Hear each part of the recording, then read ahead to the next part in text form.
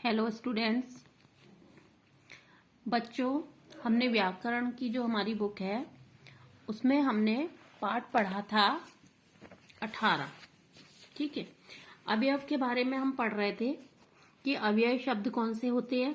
तो इसकी हमने परिभाषा वगैरह सब पढ़ ली थी। अव्यय के जब हम भेद पढ़ रहे थे, अब अव्यय के भेद में हमने क्रिया विशेषण के भेद पढ़ लिए थे और समझ लिए थे कि क्रिया विशेषण क्या होता है, और क्रिया विशेषण में भी जो 4 भेद होते हैं उसके बारे में भी हमने पढ़ा था।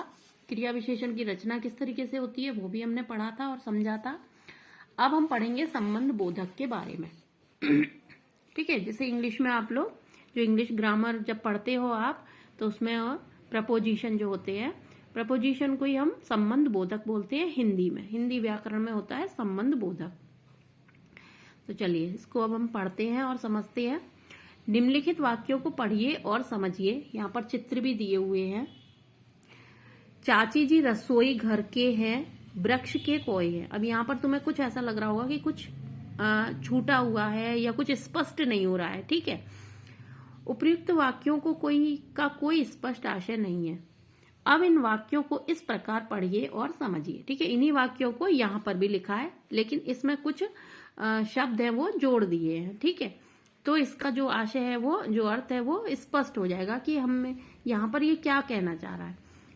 चाची जी रसोई घर के अंदर है। अब देखिए यहाँ पर था चाची जी रसोई घर के हैं, लेकिन यहाँ पर क्या लिख दिया, चाची जी रसोई घर के अंदर हैं, यानी कि जो चाची जी हैं वो रसोई घर के अंदर है। अब ये स्पष्ट हो गया।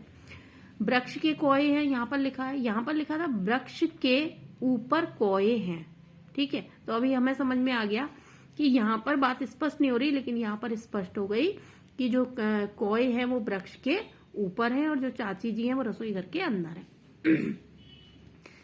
के अंदर के ऊपर शब्दों के प्रयोग से इन वाक्यों का आशय स्पष्ट हो गया, क्योंकि इन वाक्यों के प्रयोग से वाक्य के संज्ञा या सर्वनाम शब्दों का संबंध वाक्य के अन्य शब्दों से पूर्णतः स्पष्ट हो गया। अतः ये शब्द संबंध बोधक अव्यय हैं।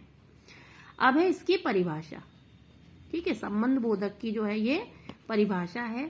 संबंध बोधक वे शब्द है जो वाक्य में संज्ञा या सर्वनाम शब्दों का दूसरे शब्दों के साथ संबंध बताते हैं। ठीक है, एक बार फिर से समझ लीजिए। संबंध बोधक वे शब्द हैं जो वाक्य में संज्ञा या सर्वनाम शब्दों का दूसरे शब्दों के साथ संबंध बताते हैं।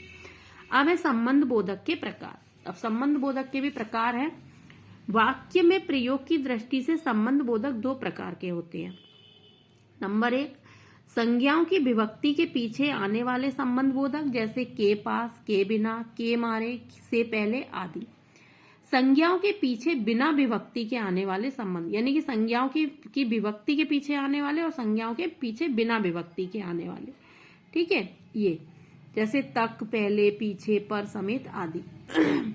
अब देखिए संज्ञाओं की विभक्ति के पीछे आने वाले संबंध बोधक। ठीक है, दर्द के मारे लड़का रो रहा था। अब ये देखो के और मारे, ये क्या हो गया, संज्ञाओं की जो है वो विभक्ति के पीछे आने वाले संबंध बोधक हो गए। ठीक है, विभक्ति के पीछे ये शब्द आ रहा है मारे, तो इससे इसका संबंध हो गया। ठीक है, दर्द के मारे लड़का रो रहा है। छत के ऊपर चिड़िया बैठी है। ठीक है, यहाँ पर भी के आ गया और ऊपर आ गया, कि छत के ऊपर चिड़िया बैठी है। चिड़िया और छत का संबंध क्या हो गया कि चिड़िया जो है वो छत के ऊपर बैठी हुई है। अब देखिए संज्ञाओं की विभक्ति के बिना आने वाले संबंध बोधक। रमन गिलास भर दूध पीता है, पिताजी यहाँ कई दिन पहले आए थे। ठीक है, अब रमन का जो है वो गिलास से जो दूध पीता है, तो उसका किससे संबंध बता दिया, यानी कि गिलास भरकर दूध पीता है। ठीक है, तो रमन जो है वो गिलास भर दूध पीता है, यानी कि संज्ञाओं की विभक्ति के बिना, ये विभक्ति के बिना शब्द आया है, लेकिन रमन का और गिलास भर दूध का संबंध बताया है। पिताजी यहाँ कई दिन पहले आए थे। अर्थ के आधार पर संबंध बोधक के अनेक प्रकार हैं। उनमें से प्रमुख निम्नलिखित हैं।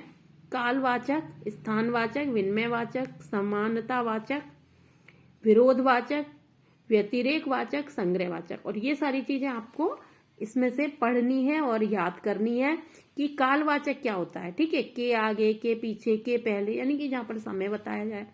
स्थानवाचक यहाँ पर स्थान बताया जाए। ठीक है, इसी तरीके से ये सारी चीजें आपको पढ़नी है और याद करनी है। इसी में देखिए हमारा साधनवाचक है, दिशावाचक है, कारणवाचक है, संबंधवाचक है, उद्देश्यवाचक है और विषयवाचक है। और इसमें किस तरीके से विभक्ति के साथ जो शब्द जुड़ते हैं, कौन कौन से शब्द होते हैं, वो इसमें यहाँ पर लिखे हुए हैं। संबंध बोधक और क्रिया विशेषण में अंतर। अब हम पढ़ेंगे बेटा संबंध बोधक और क्रिया विशेषण में अंतर। अब इन दोनों में क्या अंतर होता है ये देखिए। हिंदी में कुछ शब्द संबंध बोधक और क्रिया विशेषण दोनों में समान रूप से प्रयोग होते हैं। जब उनका प्रयोग संज्ञा या सर्वनाम के साथ होता है तो संबंध बोधक कहलाते हैं, और जब उनका प्रयोग क्रिया की विशेषता प्रकट करता है तो क्रिया विशेषण कहलाते हैं।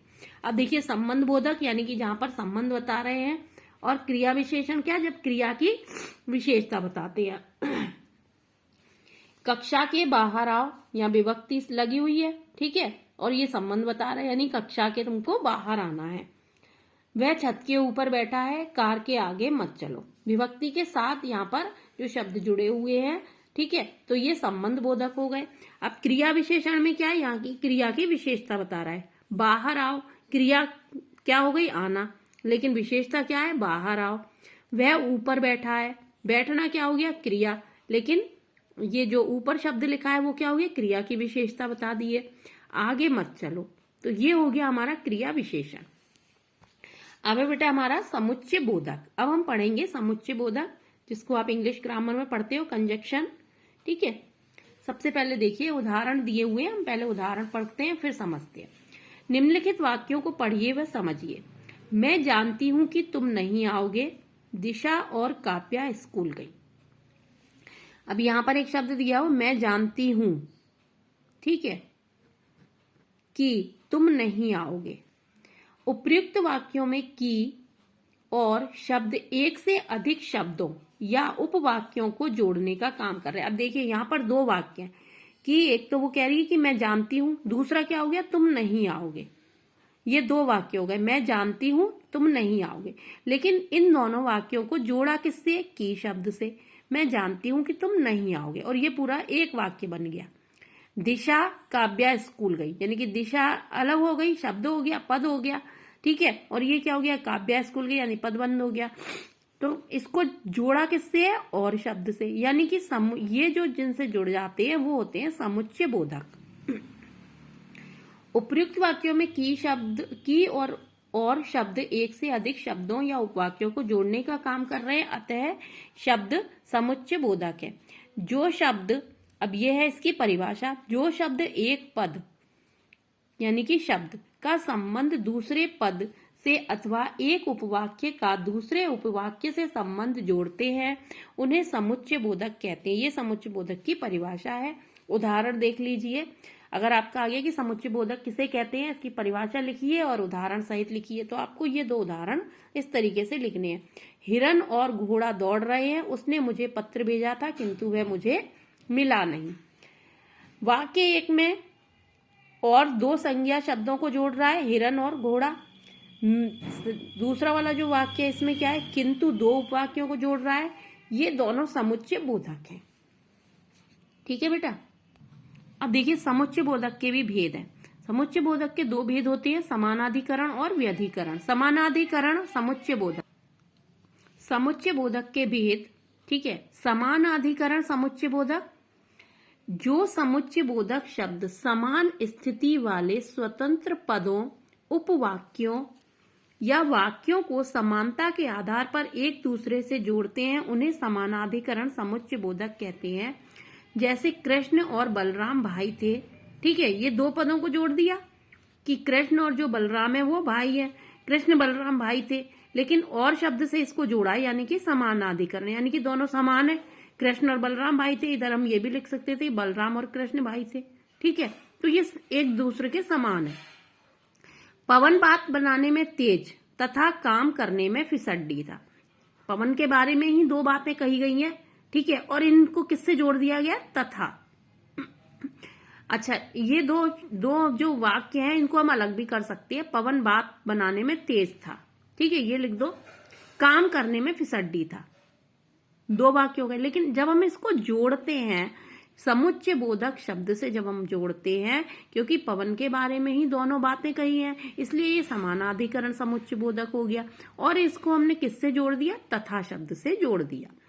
उपयुक्त वाक्यों में रंगीन छपे शब्द और तथा समान स्थिति वाले स्वतंत्र पदों, वाक्यांशों या उपवाक्यों को जोड़ने का काम कर रहे हैं, ऐसे शब्द समानाधिकरण समुच्चय बोधक कहलाते हैं। जैसे और, तथा, एवं, व।